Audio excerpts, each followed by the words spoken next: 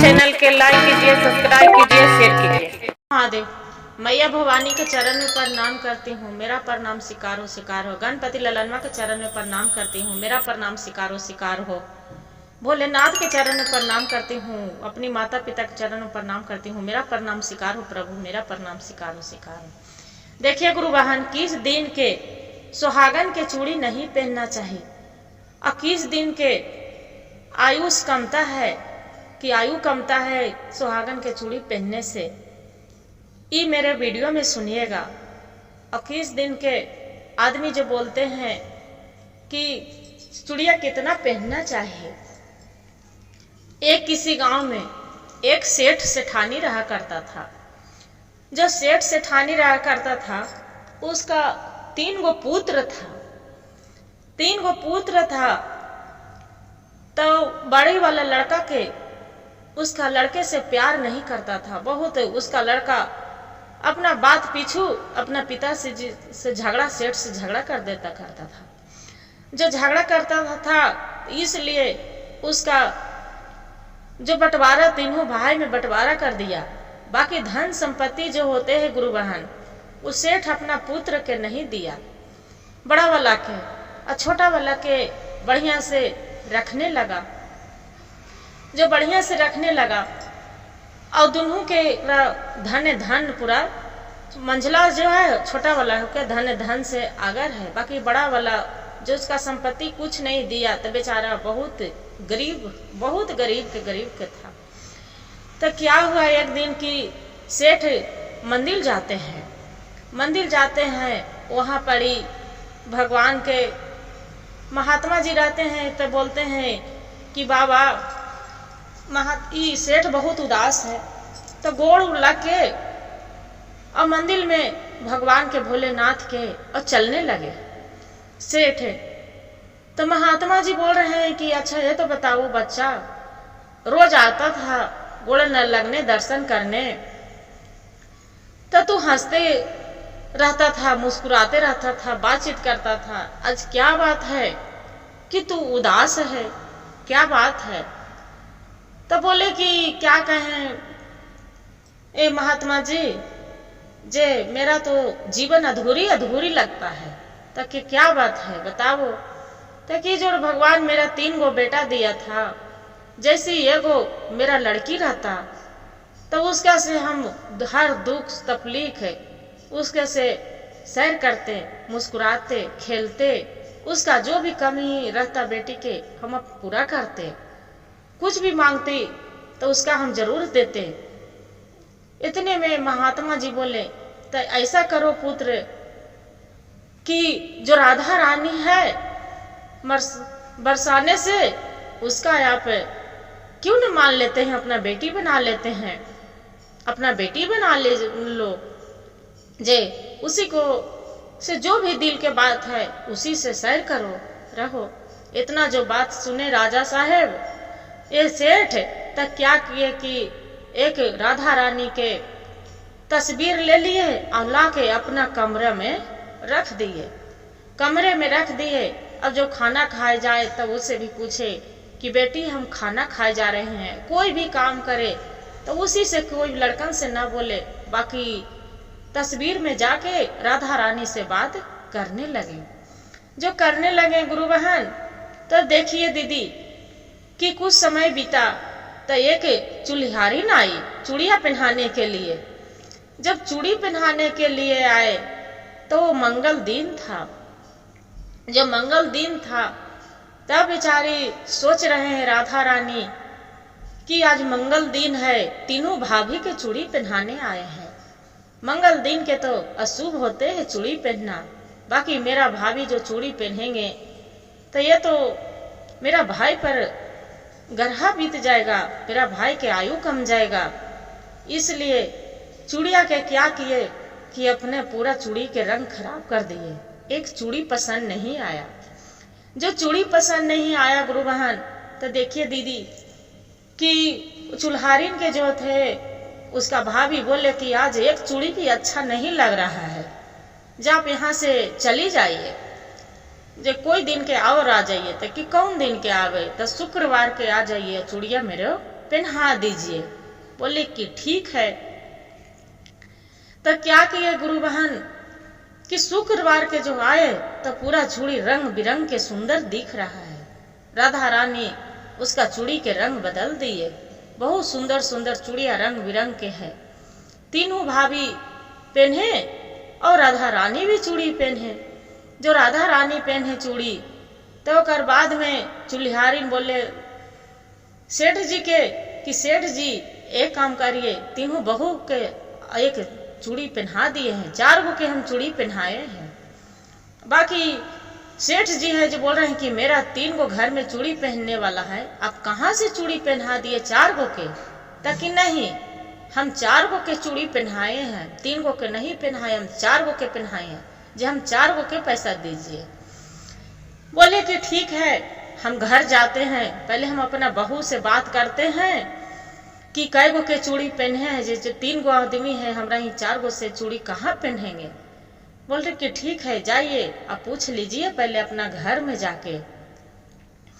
क्या किए गुरु बहन? सेठ अपना घर आके अपना तीनों बहू से पूछे कि ये तो बताइए कि चूड़ी कै गो पहने हैं? 4 आदमी? ताकि नहीं पिताजी, जे चूड़ी तो 3 ही आदमी पहने हैं, जे 4 आदमी चूड़ी कहाँ से पहनेंगे? हमने 3 है तो 4 कहाँ से पहने हैं? जे फिर जाके चूल्हारन के बोल रहे हैं सेठ कि मेरे बताए ना कि 3 जन है जे मेरे के यहाँ 4 को चूड़ी नहीं पहनाए। फिर भी चूल्हारिन बोल रही है कि नहीं, हम चूड़िया 4 गो के पहनाए हैं। क्या किए थे कि राधा रानी भी हाथ पसार दिए थे, किसी को दिखाई नहीं दिया था, इसलिए तो 4 गो के पहनाए। बोले कि ठीक है सेठ जी, जो आप नहीं देना चाहते हैं तो कोई बात नहीं, बाकी 3 गो के जो पहनाई हूं ना, 3 गो के आप पैसा दे दीजिए। आओ का मत दीजिए किसी को, आपको जो नहीं मन कर रहा है कि नहीं देंगे तो कोई बात नहीं, मत दीजिए पैसा। क्या किए कि सेठ तीनों बहू के चूड़ी के पैसा दे दिए, बाकी वो 4 जन के राधा रानी वाला नाम के जो बोल रहे थे वो चूड़ी के पैसा नहीं दिए। सेठ घर में आया, खाना न खिए, खाके भोजन करके और स्नान ध्यान करके भगवान के ध्यान लगा के राधा रानी के और सो गया। जो सो गया तो थोड़ी ही देर में उस सपना में देख रहे हैं कि राधा रानी आके बोलते हैं कि पिताजी आप तो मेरा एकदम भूल ही गए, जे आप तो बेटी माने थे कि हम तो बेटी हैं, बाकी बेटी के कोई याद नहीं आया। जे तीनों भाभी के पैसा दे दिए चूड़िया के पिताजी, बाकी मेरा तो चूड़ी के पैसा आप नहीं दिए, मेरा बुरा भाव कर दिए न पिताजी। जे कैसे चूल्हारन के आप भूल गए? चूल्हारन मांग रही थी पैसा, बाकी आप नहीं दे पाए। इतने में सपना में जो सेठ उठता है तो उसका चकमका लगता है कि अरे, सेठ बोलता है सपने में कि नहीं बेटा, हम नहीं भूले हैं, जे हमरा पता नहीं था, याद नहीं था। तो नहीं पिताजी, आप इतना ध्यान से निकाल दिए, याद से निकाल दिए कि आपके की कोई बेटी है? जे हम पहने हैं पिताजी, आपको बेटी है राधा रानी। बोलते हैं कि कोई बात नहीं बेटा। चकमका के सेठ उठ के और जाके चूल्हारन के घर जाके दरवाजा खटखटा रहा है, खटखटा रहा है। बोलते हैं कि यहाँ पड़ी, दरवाजा खोलिए और जो पैसा हो रहा है जो पैसा ले लीजिए, एक पोटली। अब बोलते हैं जितना पैसा हो रहा है। अब बोले कि 4 आदमी के चूड़ी पहनाए हैं, मेरा से गलती हो गया, अब जो पैसा हो रहा है ले लो। क्या करते हैं चूल्हारन कि बोलती है फिर कि देखिए सेठ जी, आपको बोले थे ना कि हम 4 आदमी के चूड़ी पहनाए हैं, बाकी आप नहीं माने। जे ज्यादा नहीं, मेरा चूड़िया 100 रुपया के चूड़ी है। बोले कोई बात नहीं, आप 100 के जगह पर 500 रुपया ले लीजिए, बाकी मेरा चूड़ी दे दीजिए, अथी पैसा ले लीजिए। वहां से आके और बाद में फिर घर आ जाता है सेठ। जो घर आ जाता है फिर वैसी रहने लगता है।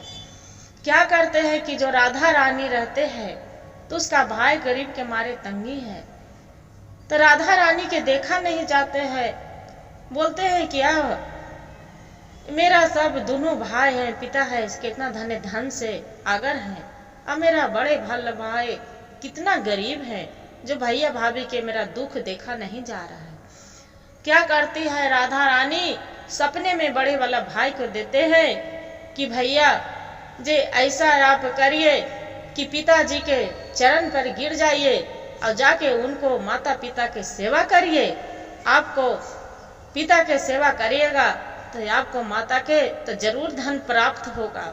से आप जाइए, लक्ष्मी माता आपको विराजमान होंगे, आपसे लक्ष्मी माता रूठ गए हैं, जे आप जाइए भैया। बोलते हैं उसका भाई सपने में बोल रहा है कि नहीं, मेरा पिताजी तो दूर दूर आ दिए हैं, वो कभी मेरा से सेवा नहीं करवाएंगे। बोलते हैं नहीं पिताजी, आप जाके तो देखिए, आप सेवा उनको करिए, माता पिता आपको माता हैं पिता हैं जरूर मान जाएंगे, अब जाके देखिए। क्या करता है बड़ा वाला जो लड़का रहता है, जाके अपना पिता से माफी मांगता है कि पिताजी जो मेरे साथ हुआ, जो गलती होगी क्षमा कर दीजिए, अब हम गलती मानने के लिए तैयार हैं। और इतना कह के चरण पर गिर जाता है और जाके अपना पिता के और माता के बहुत स्वागत करते हैं, पूरा सेवा संस्कार करने लगते हैं। जो सेवा संस्कार करने लगते हैं तो उनसे लक्ष्मी माता बहुत खुश होते हैं। विष्णु जी के बोलते हैं लक्ष्मी माता की देखिए ए प्रभु, इसका बड़ा वाला जो लड़का है इनसे हम रूठे थे, बाकी देखिए अपना माता पिता के कितना सेवा ही कर रहे हैं। विष्णु जी बोलते हैं कि हाँ लक्ष्मी, ये तो बात सही है, इसका घर में बांस लेना जरूरी है। जय माता पिता के सेवा करके इसका स्वर्ग मिलना चाहिए, अच्छा होना चाहिए, पुण्य प्राप्त होना चाहिए। क्या करते हैं गुरु बहन, उसका भी बड़ा वाला लड़का रहता है, बहुत सुंदर सा संतान नहीं हो रहा था, उसका भगवान के भोलेनाथ की कृपा से उसका बालक भी हो जाते हैं और खुशी खुशी से उसका धन दौलत भी होने लगता है, सभी जीवन बिताने लगते हैं। यही कहते हैं कि जो माता पिता के सेवा कर कहूँ नहीं जाता। नई चूड़ी है कि सुबह चाहे शाम पहनना चाहे। अब बोलते हैं गुरु बहन कि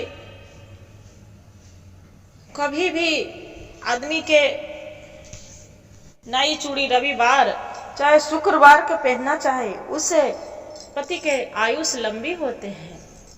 गुरु भाई गुरु बहन, जो वीडियो अच्छा लगे तो वीडियो को लाइक सब्सक्राइब और शेयर जरूर करिएगा। हर हर महादेव कमेंट में जरूर लिखिएगा।